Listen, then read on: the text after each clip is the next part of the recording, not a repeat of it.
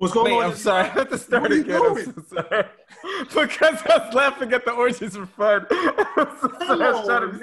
I'm sorry. Come on. Chris, mark this down. I'm sorry. Okay, hold on. I can't be laughing about this. That's what I'm saying. Are we starting over again? Are we starting over? Yeah, start over. I'm sorry. I kept it rolling. I don't know about I kept that rolling. Keep this going. Welcome to episode 187. I'm one of your hosts, Regular Nas. Don't forget to join our Discord, subscribe to our YouTube, engage us on Twitter and Instagram. And I already introduced myself. I'm Regular Nas. Let's get this roll call going. I'm Erin Ashley Simon. I'm Brandon Killabh, y'all. I am Wylson. We also have Chris and Michaela behind the wings. They're in the wings. Yes. They would have like the little black boxes. No pun intended.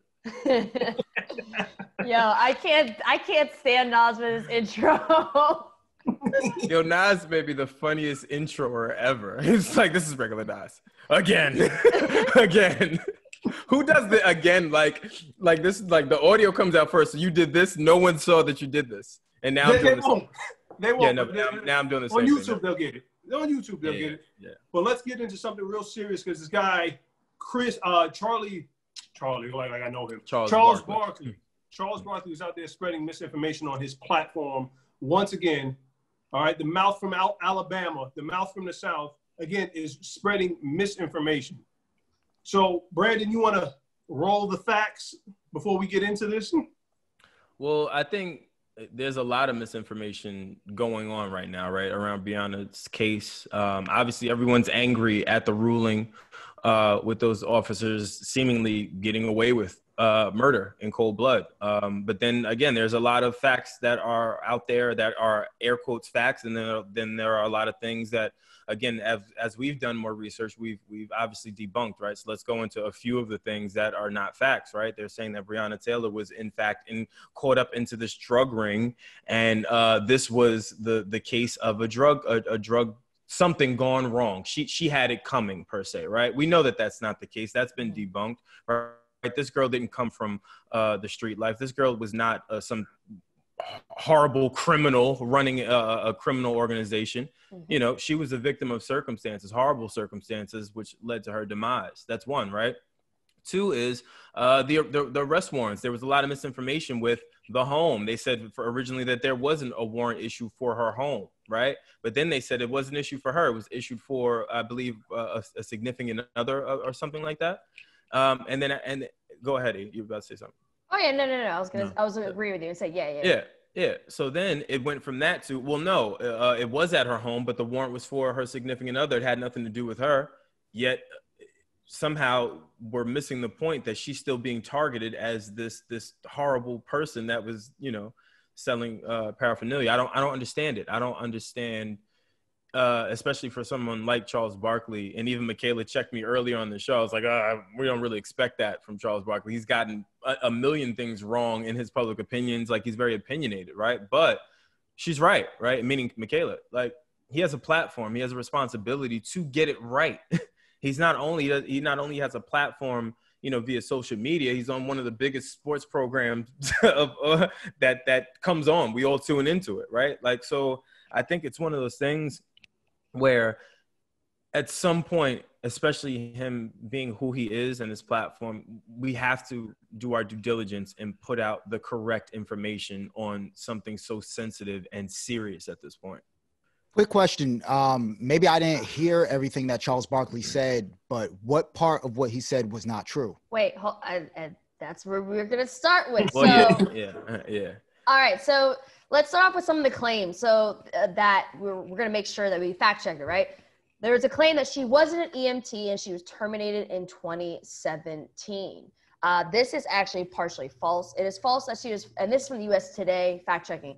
It is false that she was fired while her EMT license was current. It is true that she wasn't an EMT at the time of her death. Her family clarified that she was working as an ER technician at two area hospitals at the time of her death. Another claim, she was knee-deep in criminal drug dealing activities with her ex-boyfriend. The information that came from that, just to paraphrase it, false. While Taylor and her ex-boyfriend Glover had a passive relationship, she was not knee-deep in drug dealing life. Another Yeah, claim they stopped dating 2 years ago. Yeah. And the base off of the information is Glover said that he used her house to get packages for clothes and shoes and stuff like that because he wanted to make sure that it didn't get stolen. And that, Glover has also told USA Today that Taylor had no involvement in drug trafficking. And then they said that police had certain information and details that came to it, but so far the information does not show that she was part of it. Another claim, she was on jailhouse recordings running drugs for her ex-boyfriend. In terms of that, the concluded information of ruling is false. Nothing in the recordings from jail indicates Taylor was running drugs for Glover. Another claim, Taylor was under surveillance for months running drugs. False, based off of the information that was obtained. The report notes that Taylor's house was under surveillance, but does not find Taylor was running drugs. Taylor was on the warrant, as was her car and her apartment. This information was true. Her name, birthday, and social security numbers are listed on the warrant alongside the names of the narcotics investigation's main targets. Adrian Walker and Kenneth Walker, who was in the apartment at the time of the fatal shooting, are not related. And so Taylor's car was listed in the warrant, but it was her former car. Court records show that Louisville police obtained a warrant with a no-knock provision for Taylor's apartment approved. The police and prosecutors have said the officers knocked and announced themselves before breaking down. Authorities said at least one person other than police confirmed that officers announced their presence. But there is information in terms of what the neighbors thought. So this information actually is too many conflicting stories. With this, there are conflicting reports among authorities, lawyers, and media over whether the police actually announced or not. So that's inconclusive. Brianna's boyfriend fired at officers, striking an officer. Officers fired back at Brianna, took the shots. She was not asleep in her bed. This was true. She was not asleep in her bed. Based on the information, they heard a noise and they heard a loud bang. And they initially thought it might have been Taylor's former boyfriend, but there was no response when they called out. Walker said he grabbed his Glock and was scared to death. Taylor, yet again, at the top of her lungs, asking who was it. Walker said in the recording, he said he was asking too. They got out of their bed and they're going toward the door when it came off the hinges. Walter fired one shot, unable to see who was shooting at him.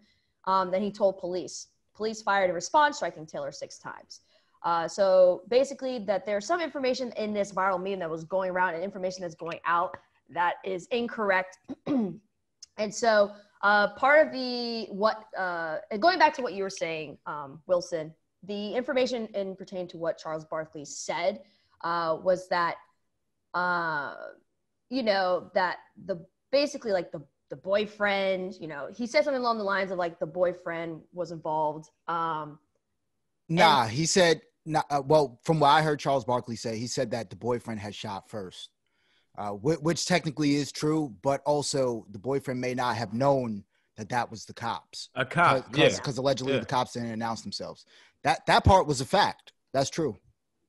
Yeah. No, I'm saying what part of what Charles Barkley said was false.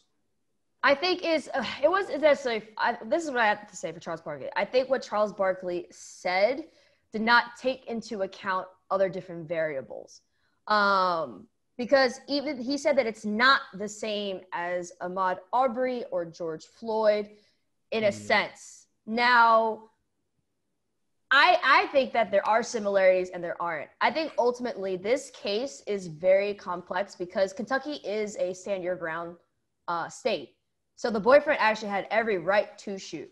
I think the biggest inconclusive problem is that we don't know if they knocked or didn't knock. And then there's also some other information in terms of like Chris, isn't there some information in terms of like when police are allowed to not knock and versus when police have to knock? Well, in this case, they didn't have to. They had a no-knock warrant. They had a no-knock warrant. They didn't have to do any of that. But they still have to announce themselves. They still have to announce themselves, though. And that's my point. That's true, but we don't know whether they announced themselves or not.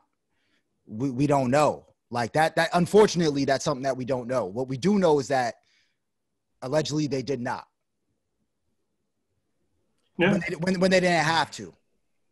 I mean, it's a messed up case. I'm not saying that I personally agree with Charles Barkley because, like Erin said, Charles Barkley's whole entire thing, it leaves out certain nuances to what happened.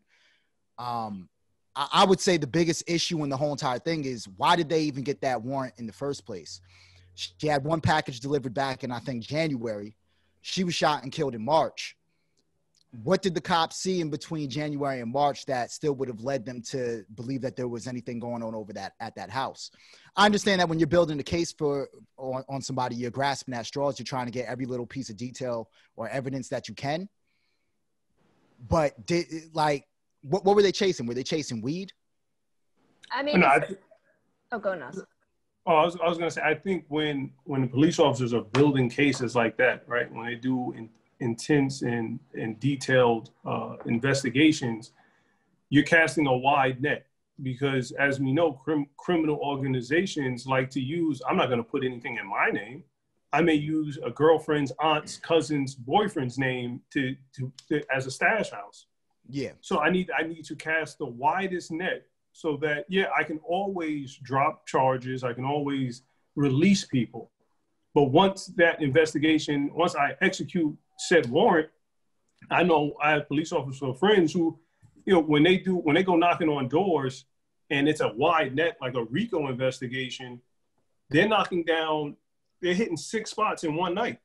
Because you don't want an opportunity for somebody to make a phone call and go, hey, yeah, I'm going to, you know, they just hit Lil Mo's house.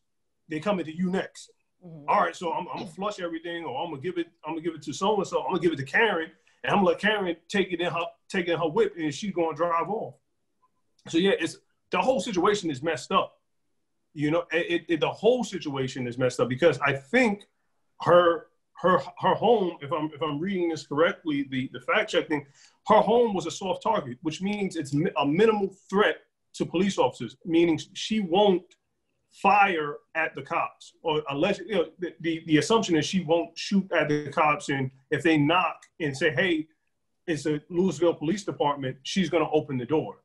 So you don't, like Charles Barkley, like you said, Wilson, Charles didn't take in the little nuances that, hey, he may not have heard her the first knock. There's 12 witnesses, 11 of which said, yo, the cops didn't announce themselves. The 12th witness said, well, yeah, I think they did because it woke me up, but that was only after the third interview. So I mean, which is it? Either they knocked or they didn't knock. You know, I mean, whether they knocked or they didn't knock, like, it doesn't matter because legally they had a no-knock warrant. Unfortunately, you know what I'm saying? I think that one of the biggest parts of the case is well that people are really mad about are the fact that only one cop got charged with something. Now, from what I understand, the reason why the other cops didn't get charged is because technically they were shot at. Right. You know what I'm saying? So once there's gunfire and cops are involved, stuff's going to get crazy. You know what I'm saying? And that kind of gives the cops almost leeway to anything happening. Like there's going to be innocent bystanders sometimes, unfortunately. The reason why the one cop had got charges because I think he was outside of the house shooting in. He was shooting into a window with a curtain over it, so he couldn't even see what he was shooting at. Well, which is shot into the neighbor's house and everything. Could have hit his partner. Could have hit his partner, by the way. Could have hit anybody. Yeah, he could have hit anybody. He's a little reckless. Well, not really. The neighbors were like, they were out there shooting like it's the Wild Wild West outside of the house. But also another reason why it's been so hard to prosecute is the fact that the inconclusiveness of whether they announced themselves or not. Because like I mean, you guys can correct me if I'm wrong, but even if there is a no knock, at some point they have to announce that they are the police there. Yeah. Once you bust a door open, you have to announce. So based on that information, what the boyfriend was saying was the bust through bang already happened, so they were already in the house. And when they and based on the information, them asking who is it, and the police didn't respond. I think that if that was a concrete information, then yes, I think that this would have been a lot easier to prosecute. But the problem is it's so inconclusive that very small detailed information is important for them to prosecute. And I guess they're trying to determine that or figure out what to do for that, because Kentucky is a stand your ground state. So if they had any force of being afraid that they will get killed, the boyfriend had every right to shoot at the cops if they did not announce. Mm-hmm. I'm with the boyfriend. If I'm at home in my drawers and I'm with my old lady and I hear some wrestling going outside my door, I'm like, who is it? And I know, all right, her ex is some dude that's known in Louisville. Everybody know, well, allegedly. I mean, I'm not. Allegedly, I was about to say allegedly. Let's you know, allegedly. maybe hypothetically he's known throughout Louisville as this big street pharmacist, and I'm not that. I'm not built like that, man. I'm the manager at Waffle House. So I don't know what if Glover was, but I'm just saying in a scenario, and the cops come wrestling around my door, and I'm saying, who is it? I know I have the right to have my gun, and sure. For home protection, it's not going to be a Glock. I can assure you on that one. It's probably going to be a Mossberg or AR-15. Mm-hmm. And I'm letting off. As soon as I think that door is open, I'm letting off. And I'm going to worry about it at the end. When the dust settles and the lights come on, I'll worry about it then. So I'm with the boyfriend. I'm shooting first, and I'll ask questions later. Because I don't know who's coming through my door. Now, if you're going by the letter of the law, he definitely had the right to shoot. Yeah, no, I'm saying if you're going by the letter of the law, not by emotions, because right now everybody's in this heightened state. Everybody's in this heightened state, from police brutality to not working to being quarantined. The whole world is jammed up. If you take emotion out of it, it's a messed up situation. And the city and the state should have been financially responsible to Brianna's family. But who do you prosecute? Because the boyfriend had every right to defend himself. Mm-hmm. The cops were executing a warrant and somebody fired at them. So they have the right to defend themselves. But we don't know if they announced themselves or not. So if they didn't announce themselves, they're at fault. Do they legally have to announce themselves on a no-knock warrant? Once you're in the house, whenever if you're breaking into, if you're knocking down the door of a company to a home, the moment you breach, you have to announce it. The whole case could be done. They could find kilos of coke around that entire house. They can find them even making the shit. If they don't announce that they are police, that whole case is done. Yeah, but if the moment that they breach, they're getting shot at, how are they going to announce themselves? But that's not what the story was. They said that they heard a bang. They said they heard a bang, which was the breach moment. Then they asked, who is it? Who is it? Who is it? So there was a period of time, based off the boyfriend's information. If they did not announce themselves, they had a period of time, an effective amount of time to say, the police were like, whatever they say, right? I don't know the full lingo, but they typically would say something like, oh, freeze! Or they'll be like, it's the police or something like that. There was, based on what he said, there was ample enough time because they were in the bedroom. So if you break through the door, you got to go up the stairs or wherever you got to go. And so there wasn't enough time. That's the problem. That's why I said the inconclusiveness, I can't even talk today, of whether they announce themselves or not, like, is the difference between someone being prosecuted or found guilty versus not. And that's what's holding this up, is that inconclusiveness. And life or death at this point. Life or death matters with that one announcement. It changes the entire scenario. It changes maybe even the outlook of how that situation is handled. It even changes whether, gunshots even ring out. It changes everything. Yeah, one announcement, man. Because I don't know. I mean, what I'm reading, basically it's saying that he heard the – hold on. Sorry. Technical error. Looking like an error. Technical error. So from what I'm hearing is he heard the knocking at the door. That's when he asked, who is it? And they weren't answering. Then they used the battering ram to knock down the door. And at that point, he shot the first person he saw. That's why I'm reading. That's why I'm reading off of CNN. I can't blame them for that. And then CNN might be fake news. Yeah. Just to quote 45. It might be. Here, I can't. With that being said, I still can't blame you. Right? It's a messed up situation. I don't like the fact. This is why policing, especially in that department. Well, I can't say specifically that department because I don't know the inner workings of that department. But overall, you have to go over those reports with a fine-tooth comb. Mm-hmm. They listed her as having no injuries. Now, I don't know if that report means prior to them entering the home. Did she not have any injuries, or was it after the shit sandwich that they made? that she had no injury. Because if you get shot 6 times, you're injured. You need to render aid to that person, whether it's a suspect or an innocent bystander. As law enforcement, it is your duty to protect and preserve life. Even if that person just shot, and that's where, you know, people sometimes don't understand that, and the mentality of certain law enforcement officers. You just shot at me, but I still need to protect you. And if they're not doing that, if a boyfriend say, yo, they just let her lie there, she just laid there dying, that's messed up. Yeah. That's not like, you know, okay, you didn't find anything. You need to get a couple of blood clots and a tourniquet or something and start and at least call for the ambulance. Make it look like you trying. So they didn't try to give her any aid? Allegedly, they did not. And just to clarify too about the knocking information, just so everyone it's out there for anyone to make their own personal opinions. But it says in interviews with several of Taylor's neighbors, the New York Times found only one who reported hearing police announce themselves, and he only heard them say it once. Based upon that, the Times and lawyers for Taylor's family talked to as many as 11 other neighbors who said they didn't hear police identify themselves. Breonna Taylor's boyfriend said that there was no response when Taylor twice called out, "Who is it?" Walker said, let me go back. So told the police that he and Taylor were watching a movie in bed, and it was watching them more than we were watching. I don't know. When they heard a loud, they were probably, you know, being, you know what I'm saying. When they heard some shit. Bang, bang, bang. When they heard a loud bang at the door, scaring both of them. Walker said he initially thought it might have been Taylor's former boyfriend, but that there was no response when Taylor twice called out, "Who is it?" Then Walker said he grabbed his Glock handgun. It was registered to Walker, saying he was scared to death.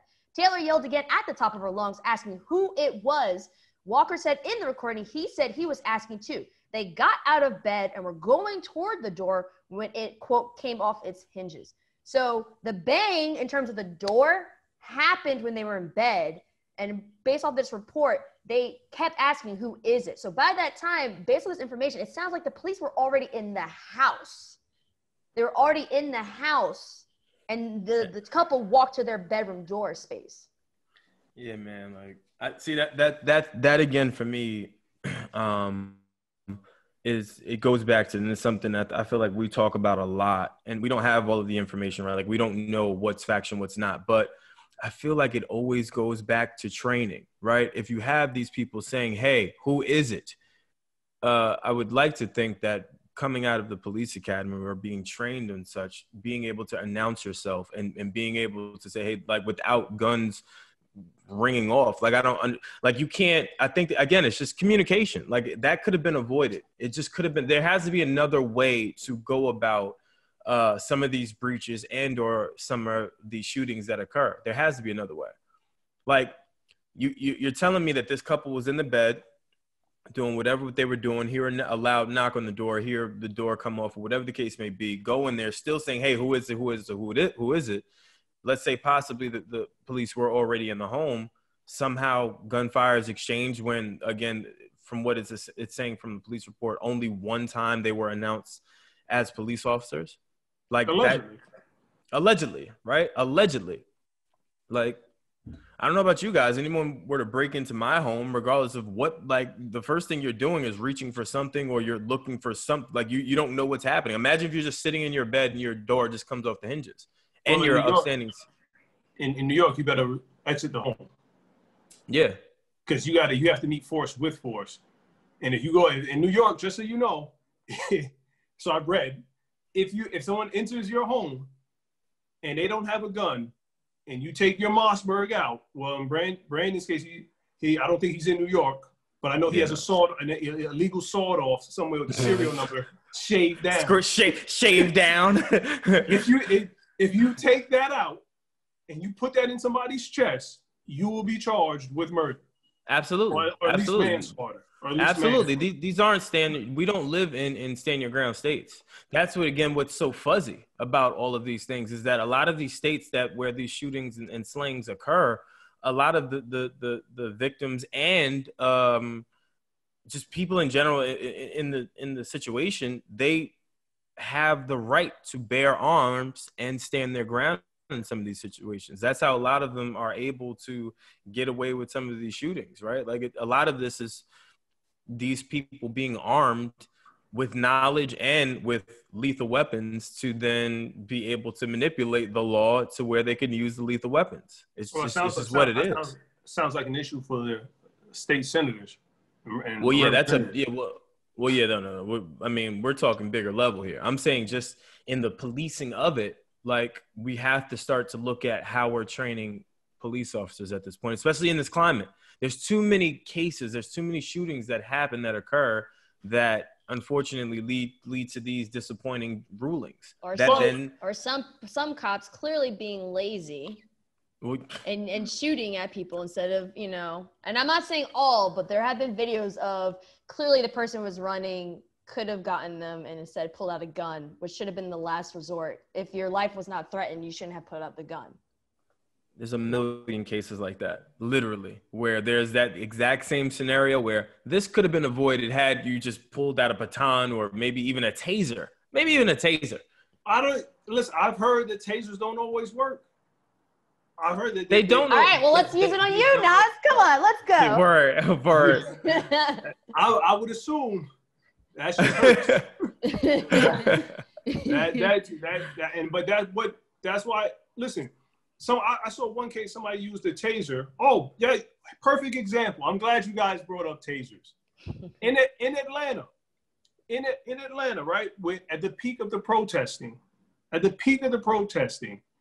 the cops were under the assumption that somebody threw something at them or pointed a gun at them, right? The couple that was driving by, the Atlanta cops. And 5 of them ran up on the car, didn't use lethal force, they used their tasers. And they all got fired because the state said, or the city of Atlanta said, well, that's lethal. Then a month later, the drunk man, I forgot the young man's name, was at Wendy's, fought the cops, took both of their tasers, pointed the tasers at the cops. The first one malfunctioned. The second one went off but missed the cop, so the cop took out his weapon and shot the young man in the back. Then they said, well, that cop needs to be prosecuted because it was only a taser. He used lethal force. So you have to ask yourself, grassroots, which is it? Is the taser lethal or is it not lethal? Just to clarify, we're not saying in Breonna Taylor's situation to announce and taser. We're just saying that the information that was given, if the cop themselves did not announce, then yes, there needs to be consequences. Because if life and death situation could have been different. Not saying that this case would have been perfect in a sense, or not a case. The situation would have been like, oh, they announced and everything works out. You never know with these things. However, if they didn't follow the appropriate procedures, there needs to be consequences. Yeah, definitely. Wylson, what were you gonna say? No, nothing. What? You just did like the biggest breath, and you said something, and then you're like, nah. Well, no. I thought about what I was gonna say, but I mean, if you guys want to take it back to Charles, yeah. I mean, I guess we covered it all as far as Charles Barkley goes. I'm not gonna go too far into it. I'm not, because I don't want to come off like I'm defending what Charles Barkley said. No, that's exactly what Wilson. It sounds like you're trying to defend it. It's not that I'm trying to defend what Charles Barkley's saying. It's just that, okay, so we all understand like the climate of everything that's going on with cops and everything. Cops are doing a lot of messed up shit to black people. That's a fact. But also, in order to really seek justice, we have to be able to look at everything fairly. You know what I'm saying? And in this case with Breonna Taylor, with the cops being shot at, that does make it a different situation in regards to comparison to George Floyd or like an Ahmaud Arbery.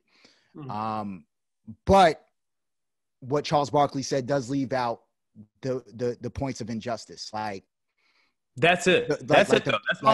Like the police report,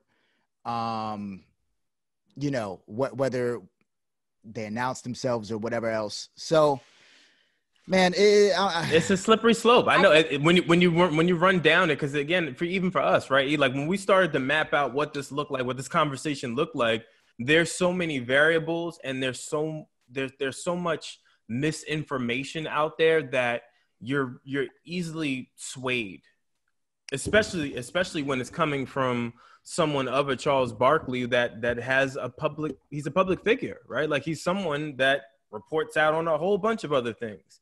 So it's hard to filter what's right and what's wrong, and how that message should be delivered and how it shouldn't be delivered. It's all just very gray. So let me ask you guys this. Do you guys think that if they had this same exact situation with white people, do you think that the girl still would have gotten killed? There's incidences, well, one that comes to mind in recent history of the young man in Arizona. The white dude that was in Arizona that was with his girlfriend playing video games, cooking. A neighbor said that they were yelling. The cops were called. They responded as if it was a domestic violence incident. They knocked on the door. They announced Phoenix police. When the man opened the door, he had a gun in his hand. He walked out. He tried to put his hand up and say, wait. The initial cop, let's say cop A, who was directly in front of him, yells out gun. Cop B, who was to the left of the man on the side of the apartment complex, opens fire, shoots the dude. He's in basketball shorts and salsa all in his mouth. He dies. His girlfriend runs out. What are you doing? What happened? Who called you?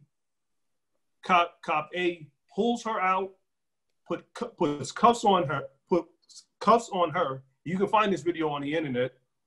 You can hear the organal breathing, which is when somebody's taking their last breath. They make a horrific sound that you really can't. All right, well, I guess Wylson got emotional. That you can't really put into words, right? And they just let this man die. They didn't even render aid to him.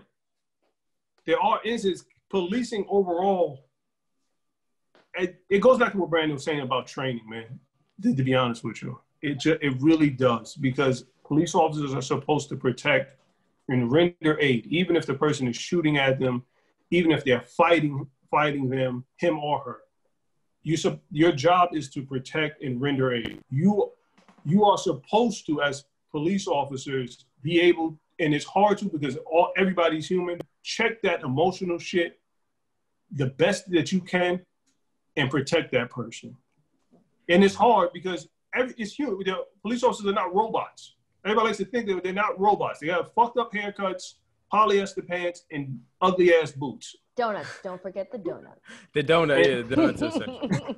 You know, but they're human beings, and I think everybody has to understand that. And it's messed up. Our situation is messed up. There's far too many people, black, white, Asian, purple, and whatever, that die at the hands of what's the word? Ill-trained or not. I don't know. Ill-trained is not the proper word I'm looking for. Improperly retained training. Yeah, we'll go with that first. We'll go with that. Yeah, but that it's terrible. And I wish there was a position, right, that the governor would appoint to where there's a man or woman who's been a cop for about 5 to 10 years. The state offers to pay for them to go to law school. They retire from law enforcement and they investigate objectively these incidences because they would know how to read the police report, and they would have a training of education of the letter of the law, and they would owe that state, let's say, 10 to 15 years of employment because the state paid for their law degree, which they can use after their 10 or 15 year term with that state, and have them investigate. Now, granted, that is the Justice Department. That's what the Justice Department is supposed to do, but they haven't been working efficiently enough. I was about to say that's something that's been happening for God knows how long. When have we actually seen that work efficiently or effectively? It's not effective. It's not effective. Right. The implementation of that thinking and strategy and know-how, it's not applied. That's the problem. That is the problem. It's the most egregious yet obvious thing that happens constantly a lot of times with these slayings is the chokehold, right? Cops know it's an illegal move. It's illegal. You know you're not supposed to do that. Yet, at the last minute, a suspect get a hold of you. You like, oh, I got him. Like, you instantly kick into, like you're saying, Nas, your humanality side of saying, oh, nope, let me defend myself. Your automatic is maybe a chokehold. So it's like, how do you measure it? What do you do? I think two things can be true, right? One, like, for example, not just that example from Arizona, right? Can these circumstances, these incidences where policemen that aren't quite properly trained or do not retain certain information, mishandle a situation, can that happen to any ethnicity? Yes. But also in the same note, can certain circumstances, are Black people discriminated, and is their process of justice and is their process of police dealing with them done differently than some other ethnicities? Both can be true, yes. And honestly, they both are true, because the improper training or the lack of retaining a training impacts everything. It impacts instances where it may not be a racially driven or a discrimination situation, and just a policeman killing someone because they're not handling things properly. Can it also contribute to, coupled in with a policeman's own personal bias, then also having the improper training, or at least having the biased sentiment that fuels that decision? That's problematic too, at the end of the day. And it all goes back to the fact that the justice system is messed up in so many different ways, and it's about fixing that. And I think that, especially in this situation, I can understand why everyone's seeking justice. And especially if the cops did announce themselves, they have every right to seek justice for this situation. I think, we just, and I guess I'm going to pose the question to you, which is also part of Charles Barkley thing. So what is it? Is it about reallocation of funds? Is it reform, police reform, or the system reform? Is it a combination of both? Because Charles Barkley said it's not about defunding the police, it's about reform. Though I do think that certain money should be allocated to other resources, and some sort of money should be allocated to resources like the training, right? But what are we aiming for in terms of that? Because some people want reform, some want defund, some want both. What are you guys' thoughts? I think when Barkley said defund the police, right, and here was his lack, because I don't believe he thought about reallocation. He said that? He was like, what he said was, he said you have to stop with the defund police mantra, because who's not defunding the police? Rich white people. And he said, and who the Black people going to call? Ghostbusters?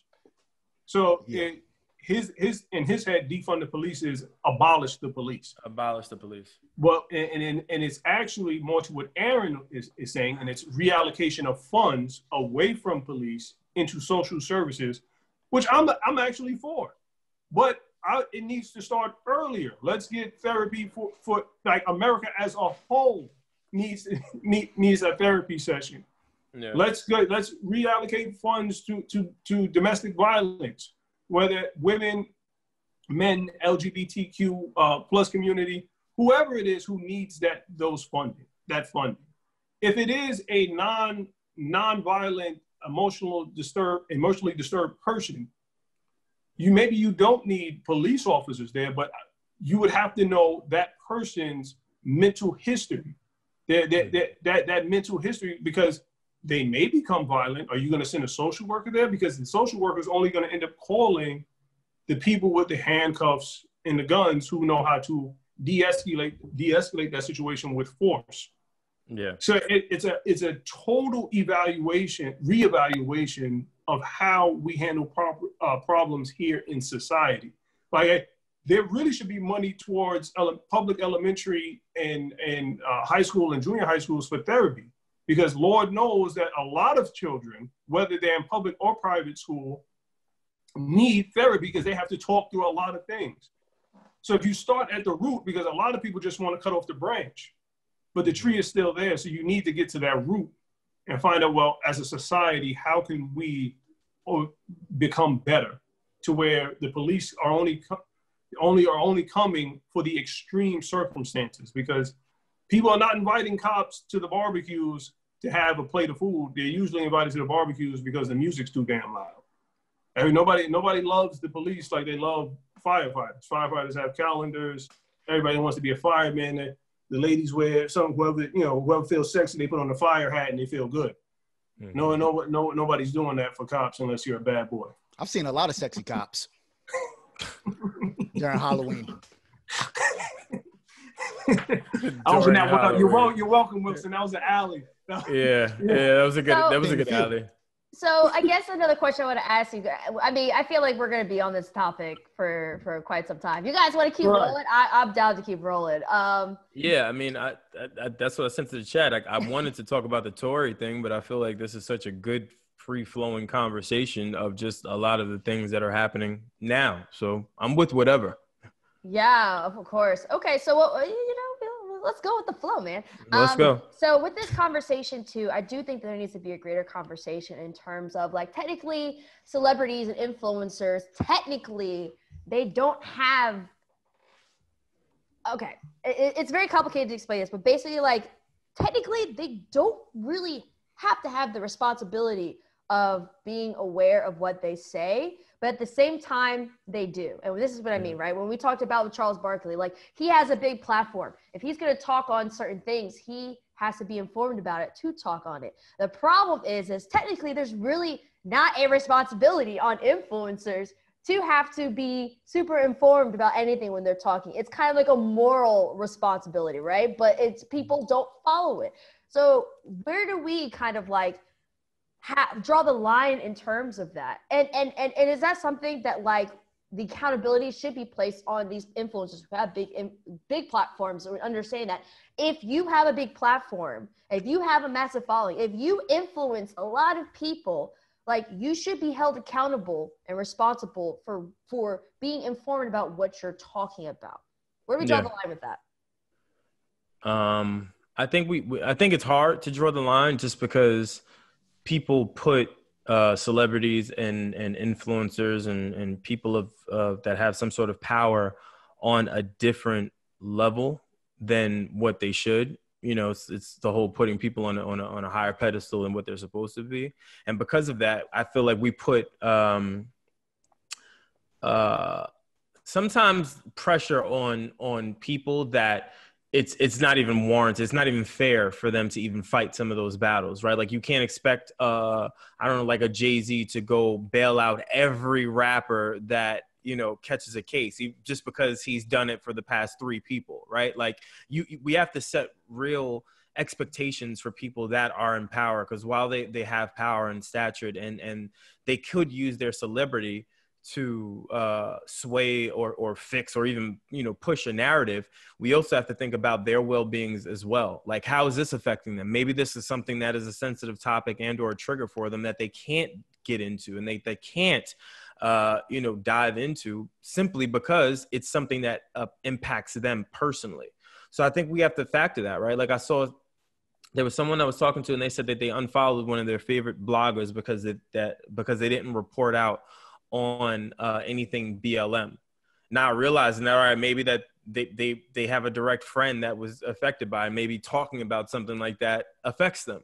Maybe they're not in the place to even have that kind of conversation. I think that we have to start thinking about that as well. Everyone has a time and a place and a space to communicate however they see fit. And I just think it just needs to be respected. You shouldn't force people or force people to use their platforms how you may intend to use it. Not everyone has that same level of understanding or know-how. We're all trying to figure it out. This is something that's happening more aggressively than it ever has in quite some time, back to back to back, right? Like I feel like every month or week there's some sort of shooting, there's some sort of something happening to where it's difficult to navigate. So what would you guys want to see put into place as far as within the justice system to protect Black people that are killed in these types of situations? And not necessarily just dealing with police, because it's not only police that kill us and get away with it. It's also regular what's the word I'm looking for? Patrons. You know, that can kill us and get away with it, i.e. George Zimmerman, the guy who was arguing with the man's girlfriend in the parking lot.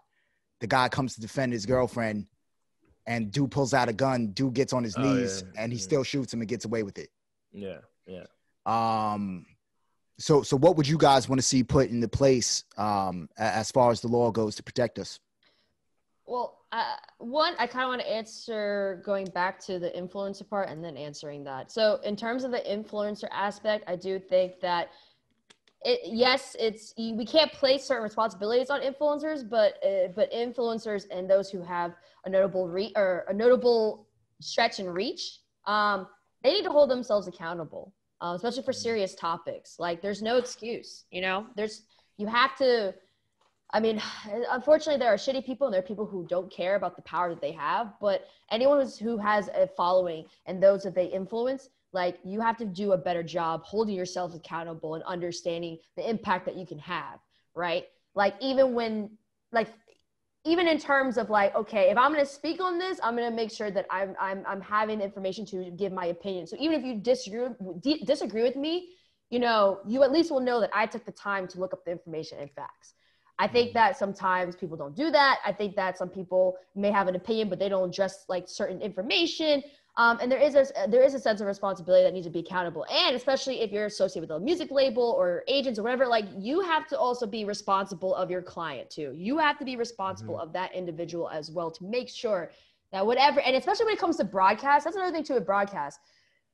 You really, like, you have to have your facts and information and to give your opinion. And there's so many media platforms that are not doing that, and news included. Yeah. I'm not just saying Fox, CNN, and everybody. Right now, it's just like having content that's emotionally driven, right? And part of it is, honestly, part of the blame is social media. It's all about what to get people to click, what to get people to share, because the revenue model for media is based off of ads. And unfortunately, in certain capacities, when you're focusing on ads, it's about getting that and getting the subscription model and the ads attention in front of the consumer. How do you do that? Via clickbait, opinion pieces. The traditional news has changed over time to two things, right? One, citizens now can report, which in a way is good because it allows for certain things that typically was hidden before to be able to be shown now. So traditional journalism has switched to like a Citizen 2.0. But with that, though, there are people who think they are properly trained, or that they, you know, know how to put out the content, or they do things and they're misinformed because they don't understand certain journalism integrity. Now, it's okay people mess up, even media messes up. But we ourselves have created this environment of clickbaits and emotional responses. And especially during a time where we rely on the internet and the internet is driven by those things, it's making things complicated. So it's not just police that have to be cleaned up and reformed. Media needs to be cleaned up and reformed. Social media platforms and how they handled everything from the last election to what's going on now. They all need to get cleaned up and have better policies. It's messed up and things have to change. And people have to understand it's not just the police reform. It's so much more that's contributing to this problem. I agree. So that's kind of answering both, Wylson. Yeah, that answers both. Just a quick segue. Let's cover Tory really quickly. Let's do a quick with that. Just because I feel like there's so many. It's another one of those things where there were so many rumors swirling around all of this between Meg and Tory, to the point where now it's confusing, right? Like, so, okay, present day, from what we know, there obviously in some sort of altercation ensued, right, between Tory and Tory Lanez and Meg Thee Stallion. That then led to, allegedly, Tory shooting Meg Thee Stallion in her feet. And yes, both of her feet. It then led to, no, he was lying about all of these things and wouldn't come forward. And then I could be wrong, because I was thinking about this leading into this topic, right? I could have sworn Tory did take ownership for shooting Meg in the foot. No? Like, didn't he say, I'm sorry, I was drunk or something? Like, didn't we report out on this? I could have sworn that there was an alleged text message. Yeah, but can someone find that? I could have sworn that maybe a few weeks ago he said, "Hey, I was drunk" or something. I feel like the Shade Room posted it. Someone posted it. Yeah, I believe that was in a alleged text message that was sent to Meg Thee Stallion. Okay. He never said anything so like that. He never said anything like that. He never said anything until he had posted that he was going to say something at midnight, and then he dropped the album. Gotcha. Yeah. All right. So I'm gonna just keep it all the way a buck, right? Yeah. And this may be very hard for some of you listeners and viewers to understand what I'm about to say. So I'm gonna try to articulate it as best as possible, right? Okay, this is twofold. On one hand, marketing. Let's just think marketing. Think marketing alone, right? At the height, at the pinnacle of this big Meg Thee Stallion shooting scandal, right? You drop an album. Boom, instant hit, right? From a marketing standpoint, I get it. All eyes are on you. You put out this tweet. You already had this album going. What better way to answer this than musically? You're an artist. Cool. That album, I'm sure, is going to stream and perform very well, whether you like Tory or not. That's just what it is. Because people like to listen to this. People like these things. It goes back to E's point of clickbaiting, goes back to Nas's point of clickbaiting. This album is a clickbait. Let me be very clear. It's a clickbait. You're supposed to want to listen to it. I listened to it. Taking off my judgment ears of this, if this album was not what it was, meaning like if this was an album directed towards another artist and it wasn't a shooting, this album would go and do well. Hear what I'm saying? This album would do well. It's not bad, meaning song structure. Even how he's delivering the messages of saying, yo, I didn't shoot Meg. Maybe Meg shot herself, which is we're going to get into that. We'll get into that. But marketing wise, I get why he did it. Now I'm going to give you the B-side. The B-side for me, this is the worst thing you could ever fucking do in a million years. It is the worst thing you could ever do. This is the exact thing that you do not do as an artist. You don't do it as a public figure. You don't take something so public and so dangerous as a shooting and use it as a marketing ploy to then try to sell records. It is the exact same thing that a bunch of people have done in the past in terms of mental health. We've talked about that, right? Where people have said, "Oh, let's talk about mental health, and we'll take this into consideration." Then the next week they're selling tickets on mental health. Like, it's all in how you do things. It's all in how you deliver it. So yeah, no, I'm not rolling with Tory with this. I think it's low. I think it goes back to all that I've been talking about. The fact that, let's say that this is all rumors. Let's even go with Tory is right? Let's say, yeah, this has been one big smear campaign for him, and he's now speaking out about it. Just got to be smarter. It's still the wrong time to even speak out about it. Even how you speaking out about it. If this was really that serious, no, you shouldn't be putting out albums. You should go and maybe go sit down and go live and address it like an adult, without all of the bravado, without all of the semantics, without all of the theatrics.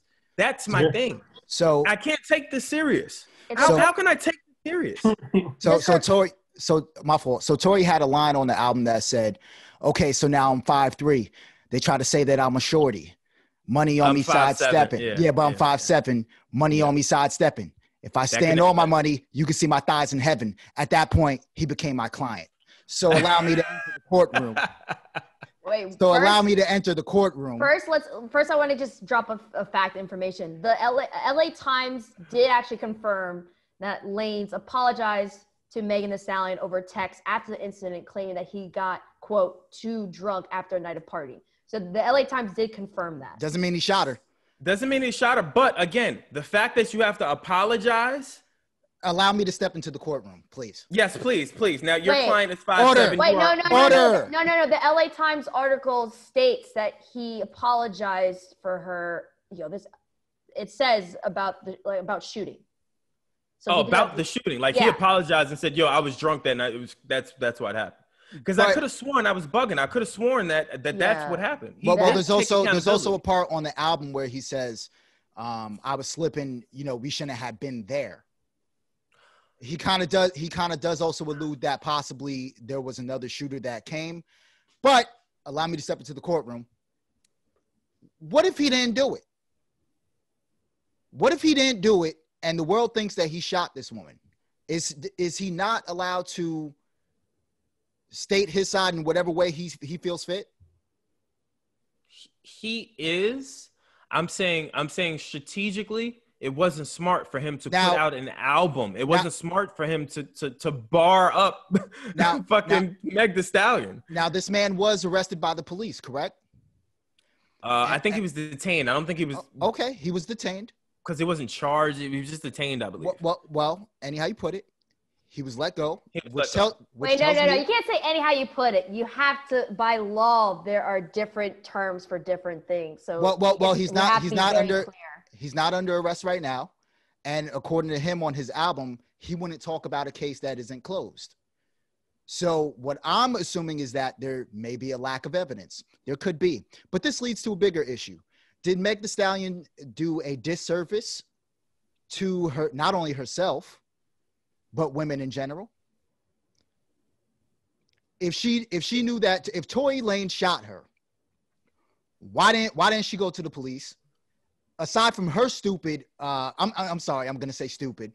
Her reasoning for not talking to the police was stupid. Let's be for real. Why was it stupid? Why did she say she wasn't gonna talk to the police? I thought she said she wanted to protect another black man from the hands of the cop. Of the cops. And this was close. This was close during when all the protests were happening. Now, do we really believe that she's this benevolent creature? Why can't she be? That wanted to protect this black man who shot her from the police, but then you didn't want to protect him because your ego got hurt when it came out that you were jealous over Kylie. Let me be clear. I know a lot of people in similar situations where something like this has occurred, and yes, I've seen where, I've seen it. So, what evidence besides Meg Thee Stallion's word do we have that Tory shot her? So that's the thing. That's where again the confusion comes into play. You have this person that's why I have the A and B side, right? Like the A side is, I get it. You got to say something now, and maybe this was the way you felt to approach it. One reason why I have to shoot Tory some bail is because on his album, he's literally challenging her to go tell the full story. Do we really think that that's ever going to happen? Honestly, shouldn't it? No. Well, that changes the whole conversation. Should it happen? Yeah, but really, when you think about it, I mean, what difference does it make? We're never gonna know what really happened. Probably from 5 years. This is gonna be one of those Hollywood true stories where we're old as fuck, and it's like, yo, I knew he shot her. I knew it. Like that's what's gonna happen. Is someone is gonna cover this shit, and we're gonna be coupled into one big reel of everyone covering this. Someone's gonna probably say OJ did it. So if we're gonna damn the police for the incident with Breonna Taylor, we're just gonna let Megan slide with not going to the police when she should have. I let her slide just because, again, to E's point, it came at a time where I thought it was honorable, where it was fresh off of who was killed at that point. It was around the time that the Black Lives Matter. But there was something that I can't remember. Not respectfully, I don't remember. Is it too late for her to go to police? Oh yeah, absolutely. At this point, yeah. I mean, I heard the bar that you heard. I heard the bar that you heard that Tory said. Where he said, "Yeah, pretty much. I don't have to." What did he say? He said, he pretty much was saying, "I'm not a snitch, so I'm talking about things because this is open and it's closed case. Like this is clear." So I understand all of that. I'm just saying, at the end of the day, there's a right way to do it. Like, I respect Meg just because regardless of anything, she could have, let's just hear me out. Just hear me out. Regardless of anything, if her motive was to 100% throw Tory under the bus, that was the perfect opportunity to do so. Think about it. I'm shot in my foot. Let's say you feel away, or some sort of incident ensued, and it led to me being shot, whether I shot myself or you shot me, and I now have to cover it up, and now the cops are here, and you're the huckleberry that I can throw to the wolves, and everyone. It's the perfect opportunity. Just think about it. Her perfect opportunity was when she got shot to say, "Hey, the guy in the car shot me." But that's my point. My point is she led with. I'm only going by actions, I guess is my point. I'm only going with actions, right?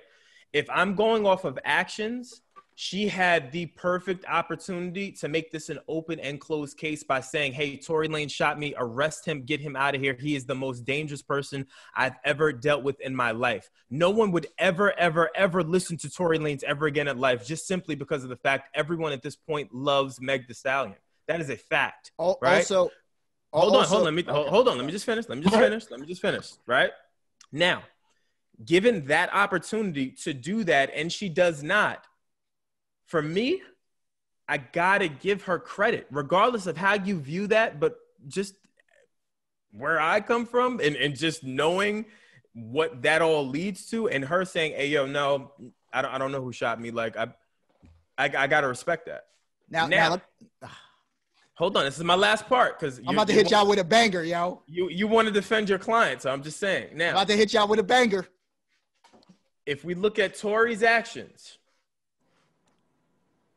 while you could say he's defending himself because he's being accused of something that allegedly he's not the person that should be accused for this, I wouldn't go about it the way that he's going about it to prove himself. It's like saying, yo, I'm not an asshole, yet when an old lady walking down the hallway is walking, you trip her and say, oh, no, I'm not an asshole.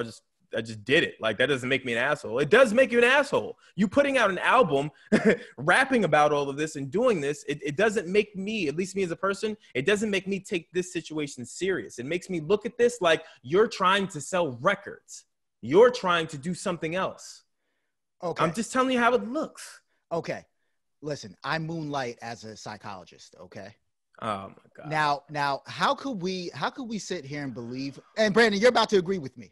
No, I've only agreed with you on 3 episodes, and that was last week was one of them. One of the 3. Well, listen, I know that you're gonna agree with me right now. Listen, on Earth 2, I am Brandon Killabh BHO. On Earth 2? Wow, we're going there on I Earth traveled all this way just to let you know to agree with me in this situation so I can restore the timeline, okay? Got it. Okay. So listen, we're supposed to believe Meg Thee Stallion, right? Oh, mm-hmm. She says that she did not tell the cops that Tory shot her because she was in fear that the cops might shoot all of them. Mm-hmm. These were her words. So let me get this straight. You were more afraid of the cop shooting you. You were more afraid of the cops than the actual man that shot you. Hey, listen, let me be clear. Let me be clear. Come on, Brandon. Hold on. I just want to say something. I wanted to make this clear. I don't agree with you. So you believe her in saying that she was more afraid of the cops than the man who shot her in the car? Let me ask you a question. This is how this case is going to get thrown out. You're out of here. You need to go back to the law school. Listen, check this out. How many of your friends have you gotten into a fight with that you've made up with? And I'm talking physical fight. I feel like everyone has had a physical fight with someone in their lives that they love that you are still friends with. Just humor me. Now, I'm going to answer your question, but before I answer, I have to say this. So one of my friends shooting me and fighting me are 2 completely different things, but I'm still going to answer your question. Just answer my question. Yes, I have made up with friends that I fought. Now, if you and said friend, regardless of whatever tension that there was, whether it's a gunfight, stab, or a fist fight, okay, right? Regardless, if you and your friend get pulled over by the cops, do you think you and that friend are going to worry about the fight that you just had in the car while your car is surrounded by police officers? No, you're not. Your immediate thought as a black man and being pulled over by the police in this climate is to say, hey, let me straighten up and fly right. Hey, let's roll down the windows. Hey, let's turn our hats around. Hey, let's not look like we even had an altercation. Okay. So let's hypothetically say I'm not a gangster, right? You shoot me in the car and cops pull up, you're going to jail, buddy. You understand? I have nothing to protect. You're going to jail if you shoot me, buddy. Well, you're not. Listen, I'm going to jail. I'm in agreement with Wylson. If me and my homie had got into a gunfight or a knife fight, somebody's got to go. But that's y'all are proving my point. My point is, it goes back to my original point. That's the perfect opportunity to say, hey, yo, he did it. Well, let me ask you this. Did she not do a disservice to all women by not speaking to the police and getting and pressing charges on it? I think that's pushing it a little too far. That's pushing it. I know, and I'm not going to get into specifics, but I know a personal friend of mine, a female, who is protecting not only one, but two abusers. Mm-hmm. And for the world of me, I try to convince her to go to the authorities, and she's not. You'll never get through. You'll never get through to her. I know the same. More complicated. Yes. Is it fair to say that Meg Thee Stallion is equally responsible for this album?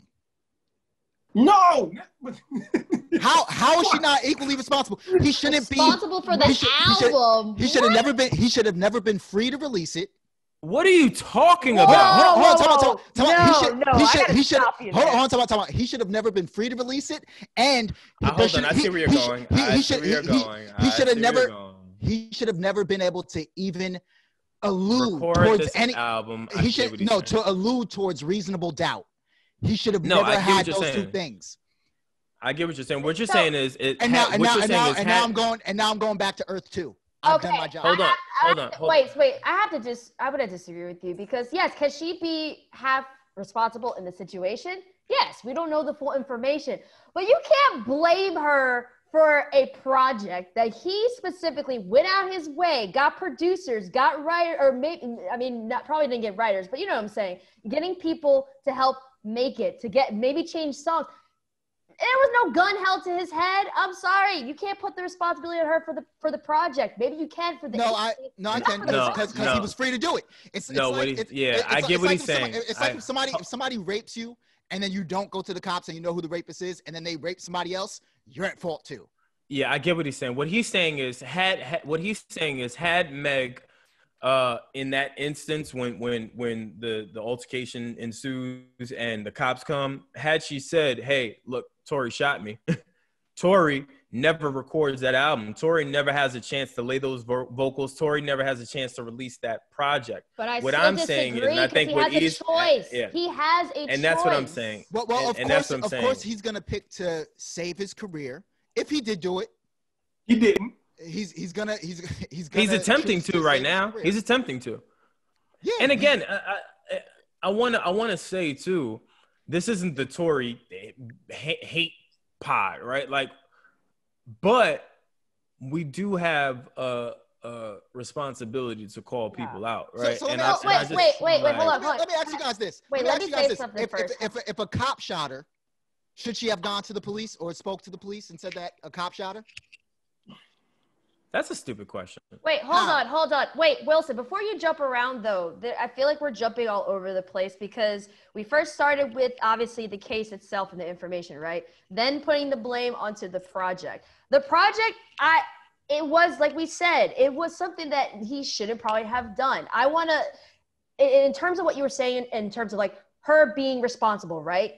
The information is not conclusive enough to determine, but yeah, is there a possibility there's more to it? Yes. Is there a possibility that she could be responsible for certain aspects of it? Yes. But we also have to let people know, people are grown-ass adults who have choice in life. He had a choice to do this project or not. I think that's where we are, where it's like, we don't, with what happened, we still need more information. We still need to figure it out. But you had the choice as an adult to make that project or to not make that project. We can still disagree and say that that project and how it was handled wasn't handled properly with him. But we can sit here and agree that there could be more to the story. So I think that it's not that we're saying anything about the case. We're saying about the project itself. That's his choice as a grown man to do that. Yeah. Okay, so this project got made, right? And before this project got made, one of two things were true. He either shot Meg Thee Stallion or he did not shoot Meg Thee Stallion. So let's go over two scenarios. Let's say he did shoot Meg Thee Stallion. How could we expect this man to have the moral compass not to make an album, this album? Of course he's going to do it because he already made the choice to shoot a woman. So of course he's going to make that album. Now, number two, let's say he didn't shoot her. He has the right to clear his name, or at least attempt to. He has the right to. That's true. So anyhow you put it, this album was going to get made. Oh my God. It was going to get made one way or the other. There was no stopping it. But at the end of the day, it's like I just don't like in certain circumstances. I just don't like how people act like they don't have a choice. No, you do have it. You have a choice. Yeah. You have a choice to act in whatever way you can. Now, at the end of the day, you can only control what you do. That's all. That's all I'm saying. You can't blame. Don't you think that Meg Thee Stallion is setting a dangerous precedent for girls, little girls, and women in general? Would you advise your daughter to do what she did? In terms of course what? not. Wait, specifically what? To a man shoots you in the car. Would you advise your daughter to keep her mouth shut? Are we saying keep their mouth shut to the police? Yeah. Nobody would do that. So why do we send this woman flowers over doing it in this case with Tory Lanez? It's crazy.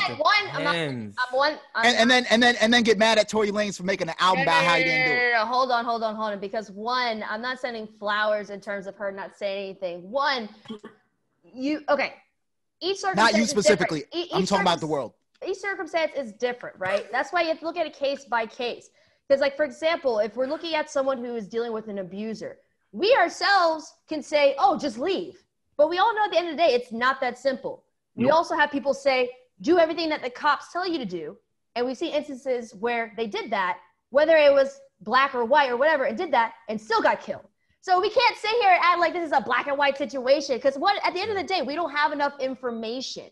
However, who's to blame for the lack of information? Honestly, I'm going to say is that at the end of the day, the last thing that we need right now is to have two notable black people fighting.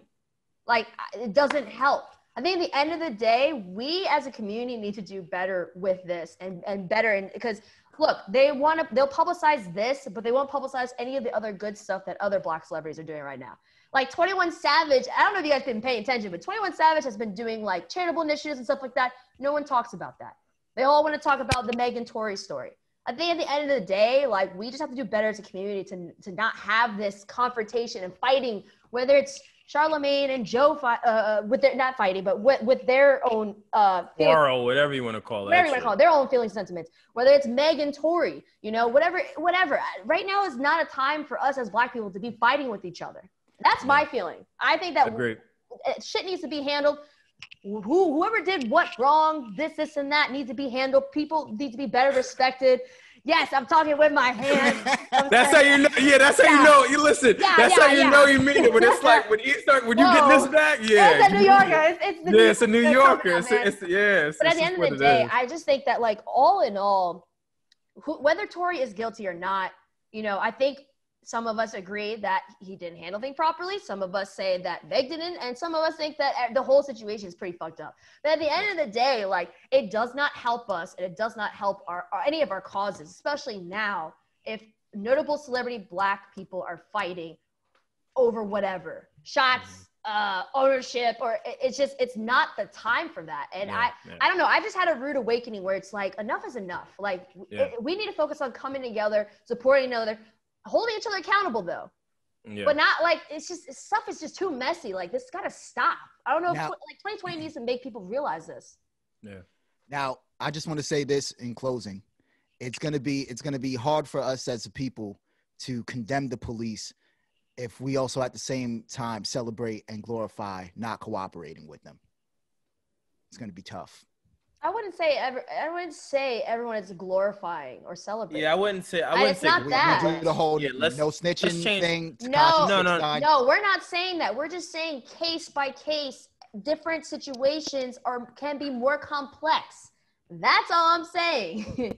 I agree with you. I'm saying the same thing. Now, mind you, I do want to say, yeah, like if I have a daughter and she gets shot, yeah, like I don't want her involved or even feeling like she has to go protect people. I get what you're saying. What I'm saying is this is not the life that these people are living. Let's stop with all of that. Like we know who these people are, meaning the people that they could be associated with. We know that they are public figures. We know that is not a clear-cut case of, hey, yeah, this is what happened. There's a lot to lose for both of those people that are in that car. So I think that's something that needs to be taken into consideration as well. But I mean, I guess to the fans, for you guys, let us know what you guys think about it. Like, what do you think about, first off, the Breonna Taylor ruling and how it's been handled up until this point? How do you guys even feel about the misinformation? And hopefully you learned something from this episode. Also, with Charles Barkley, did he handle it right? Did he not handle it right?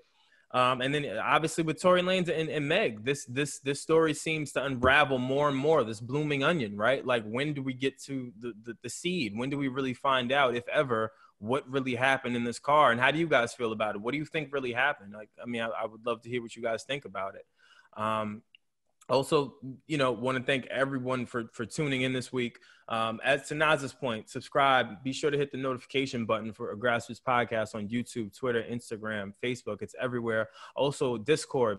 Be sure to sign up. We talk about everything. I'm sure we're going to be talking about this. A lot of what we've been doing now is talking about a lot of some of the episodes that we've had and talking to a lot of you guys directly about it right within our Discord. So be sure to join and share your thoughts. That said, I'm one of the hosts. I'm Brandon Killabh BH Hall. I'm Erin Ashley Simon. I am the regular Nas. I'm Wylson. And special appearances from Chris and Michaela. We out of here. Grassroots.